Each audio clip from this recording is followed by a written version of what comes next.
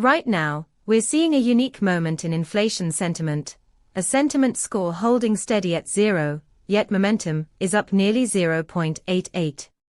This divergence is unusual. It suggests that while sentiment is stagnant, the urgency around inflation is escalating. You need to pay attention to this, because it indicates a potential shift in public perception that could affect consumer behavior.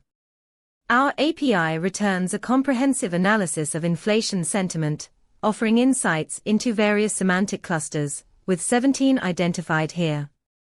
This can help you gauge public sentiment and anticipate shifts in buying trends.